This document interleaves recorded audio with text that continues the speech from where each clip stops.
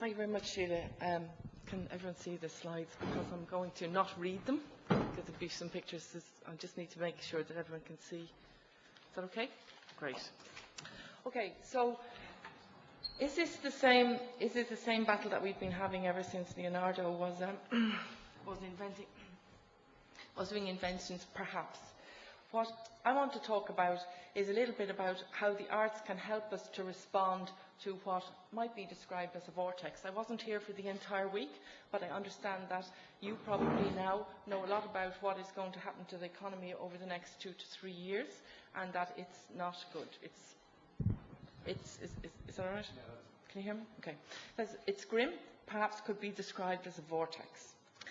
And is this a good thing or a bad thing? Are we going to take an optimistic or pessimistic attitude? Is the glass full or empty? Well, I can say that from an artist's point of view, any decrease in funding is never good, but there's always a resilience and an optimism among the arts community. So we're saying that perhaps the glass is actually half full. Because during the Celtic Tiger economy, there are questions about the values, the materialism, and indeed the lack of, we could say, an inner life that characterised some of the activities in society. Indeed, some of my most closest friends and colleagues said that the characteristic most repeated about the Celtic Tiger years was that it was a jungle out there. Now, if we take this as an opportunity, the downturn in the economy, perhaps we can say that it's a chance to change the paradigm with which we look at society and shape our expectations of the kind of world we want. This is a chance, and I know this has been discussed earlier in the week, about changing our minds, taking stock, calling a halt to relentless and unsustainable growth, and to say, what is it that we want? What can be sustained in the long term? And what are the cultural and social values that we want underpinning our lives and the lives of our children? In this reflection, the arts can make a major contribution. What you see there is an image of a 50 million mark note which was distributed in the Weimar Republic. In the Weimar Republic, currency was wheeled around in wheelbarrows because of the rate of inflation. So the economy really went down the tubes. I'm a little bit worried that the Minister has also used German imagery. Hope there's not a theme developing here. But I did want to say about the Weimar Republic was, even though the economy was in disastrous shape, it is to the arts of that period that we look when we ask for inspiration about German artistic prowess. We had the very best of visual artists, writers, dramatists, Brecht's early years, Weil, Otto Dix, George Grosz, Georg Trakl, August Strahm, the people who were the best of the 20th century European artists were in this society. We have the origin of films. The cabinet of Dr. Caligari doesn't refer to our own cabinet. It refers to this rather exceptional 1919 film, but the very, very beginning of cinema.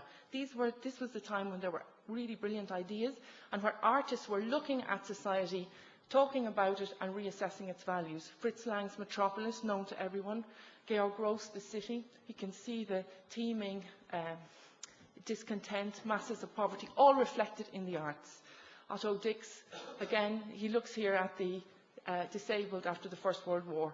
The arts of that time, I put in this tired-looking journalist because I know the journalists and media people here are feeling a bit fagged out at the end of the week. But it is to the end, when we look back at that period, we don't remember that the economy was in disarray, apart from the 50 million note, which actually only lasted 6 weeks. They had to then print 100 million mark notes. But we don't remember that. We remember the artists. Now, in Ireland, I would say that we have a very particular relationship with the artist. And the artists in Ireland, like ones in the Weimar Republic, can help us to reflect and can help us to take stock of society at this time of change, just like they did in the Weimar Republic. But what I would say is slightly different about artists in Ireland is that artists in Ireland can also do other things. There's a very particular relationship between Ireland and the arts, and I would call it Ireland's unique selling point. The Minister talked about cultural distinctiveness. It's the work of artists to interpret and to render that distinctiveness. The reason why I'm using this USP here is a unique selling point is what makes a country different. I think we can use that in our economic recovery. A USB, do people recognise that? It's a Universal Service Bus. That's what USB stands for. And the idea of a Universal Service Bus is that it's a computer link that connects the hard drive to various different peripherals of all kinds. I like to think that right throughout the world, artists connect the hard drive of societies to peripheral perspectives of all kinds, alternative perspectives, new ideas, visions, imaginations. But in Ireland, and very particularly in Ireland, we don't only have that renewal and reflection on society, but we have a very, very special relationship with the arts. Now, in his introduction, Joe has said already about the Nobel Prizes, and this prize winning has been sustained into our contemporary days and is continuing to be sustained. It's unbelievable that a country the size of Ireland has the proportion of artistic prize winners that it does. And then more prizes, not simply in literature, Nobel, Booker, but also our theatre. And we have local man here, Brian Friel. But what is it about Ireland that makes this achievement, this artistic work so respected and so successful in an international frame? Well, there's an emerging literature on this, but in winning the, if you like, the Olympic Games of the arts, the gold medalists in Ireland, 4 themes are emerging as to why it's so successful. A native ability, something about millennia of people living in Ireland, and over the years we have developed this native intelligence of how to work with symbol, allegory and metaphor. And that is something that stays with us, part of our genes, part of our DNA. It's a learned tradition. We have very embedded, very valuable traditions, both in traditional arts but also with language. Kevin Whelan, the historian, says that the particular position of Ireland gives a bifurcated view of the world. It means we can hold 2 thoughts in our mind at the same time. We can look 2 directions at once. And this, he reckons, might come from the fact that we speak English in Ireland, but we have our own language as well. We're in Europe, but we're an Anglophone country, and we're halfway between Europe and America. So this in-between station that has characterised the life of Ireland over the past many years has given us this very, very clear, distinctive perspective on the world. The arts in Ireland have been endorsed by communities. They're made at community level. And there has been public investment, again, as Minister Manser said, over the past 50 years, since 1951. So we're different. Now, can this unique selling point, can this help us to get out of the abyss of economic downturn? I don't know the detail of the economic recovery plan, but what it seems to me is it has, just from listening to the debates over the week, is that it has 3 elements: fiscal stability, the banking sector being sorted out, so we need credit for working capital to finance growth, and then finally enterprise development.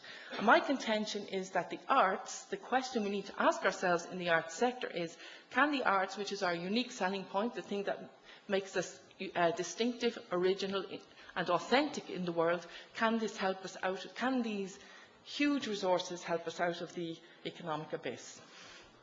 And I would say, yes, if we look, I don't think we can do much in the arts about fiscal stability. I don't think we can do much about banking, but I think we can do something about enterprise development. And I just want to refer back to the competitiveness debate that happened here on Wednesday. If we are moving out of a situation where, and those terrible headlines in The Independent, where it said that the hourly wage was undercut by €12. Don't know if people remember that headline on Wednesday or Thursday. But if we're trying to move out of a low-wage, manufacturing-based economy and into high value added, then it's into the arts sectors that we need to look. Now, I have a quiz question here. What is it that these 2 people have in common? It's not a very good picture of Joe there. Sorry about that, Joe. What do you think Michael Jackson and Joe Mulholland have in common? Well, I can tell you, they both understand the value of intellectual property. And yes. And I'll just explain that Michael Jackson bought up the copyright royalties of the Beatles about, 10, 15 years ago, and he paid about 40 million for them. Now they're worth about 500 million. And the Beatles, which are now the widows of the people who are deceased, and the existing Beatles are trying to buy them back. He understood that he can't, if there's a good or a property with something like a Beatles song, it absolutely is priceless. So whatever you need to pay for it is going to be good value. Joe, I think, understands it in a slightly different way, in that Glenties is a wonderful place. But would all the people be here for an entire week in these numbers and giving this sustained level of concentration to drinking in the hotel and having good meals here? No, we're here because the ideas, the imagination, the possibility of imagining a new future it hangs around the place for this week when the McGill Summer School is on. And that's an intellectual property which adds value to the experience of being in Glenties. So,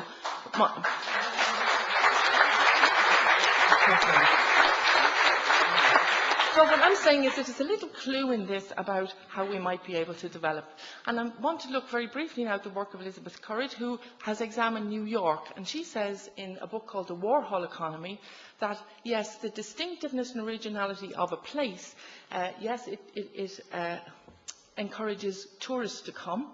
As we know, they don't come to Ireland for the weather, they come for the very particular culture we have here, which is, yes, mainly the arts, but also things like food and socialising patterns. But cultural tourism, big industry, very important for jobs. I'll give you some statistics later, but just on the principle, on the concept, cultural tourism, very important issue for economic recovery, because it's probably the only kind of tourism that's going to grow.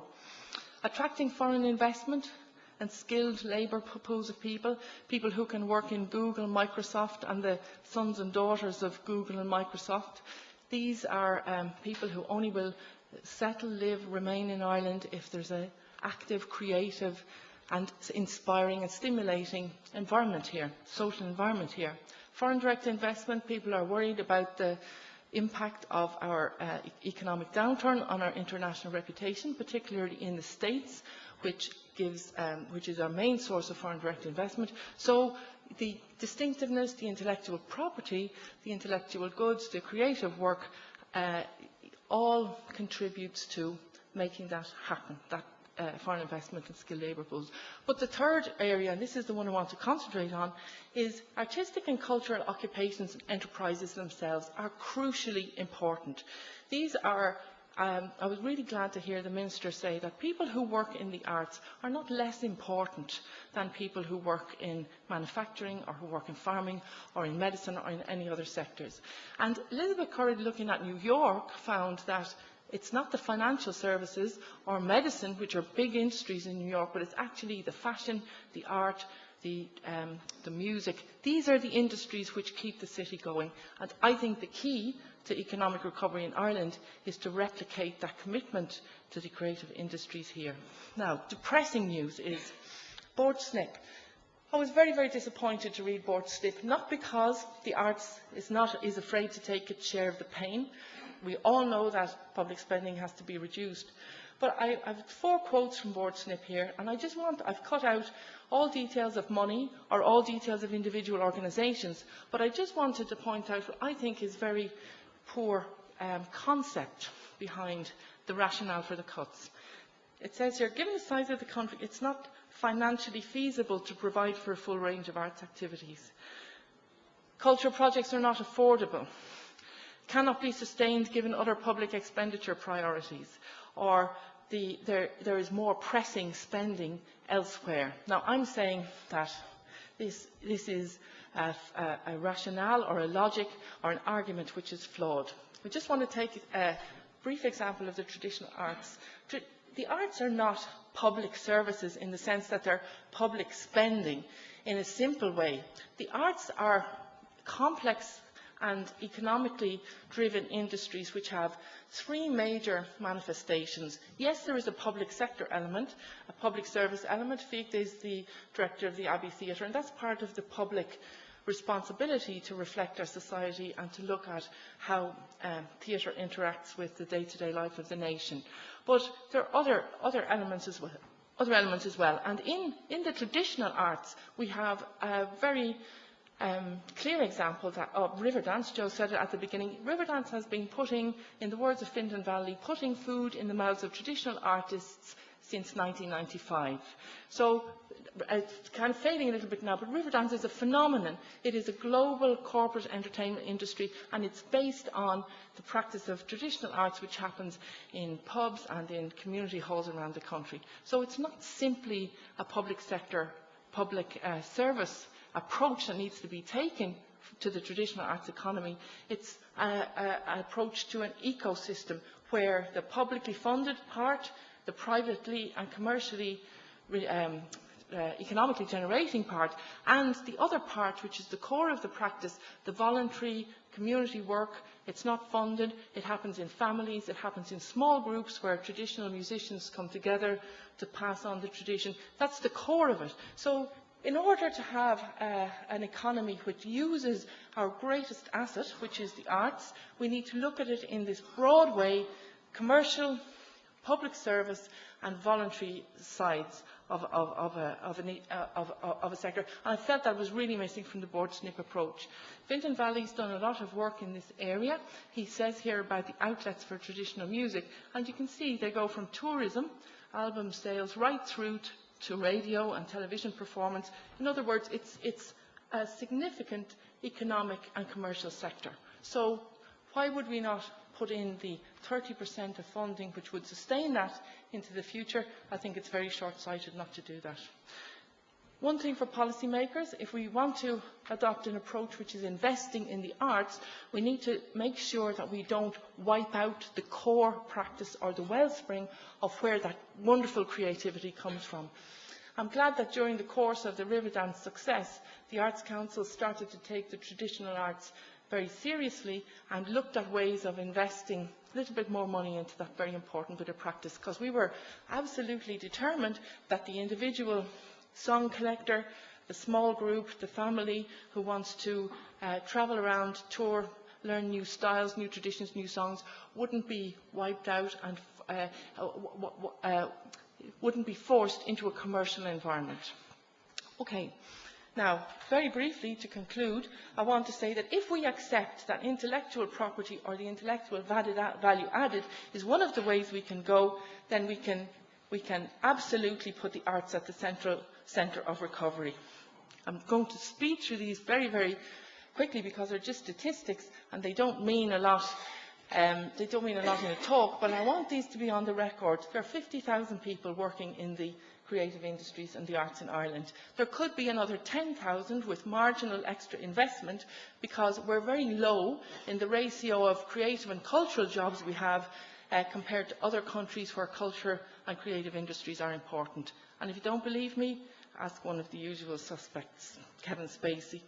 Secondly, if we're concerned about the reputation of Ireland abroad, we look to the arts. The arts have never let us down. Our favourite American presidents here, over a 30-40-year span, are constantly reinforcing the fact that the Irish are characterised by the quality of the artistic work here. So it's an international calling card for Ireland we have. So we must protect that. We can't devalue that currency.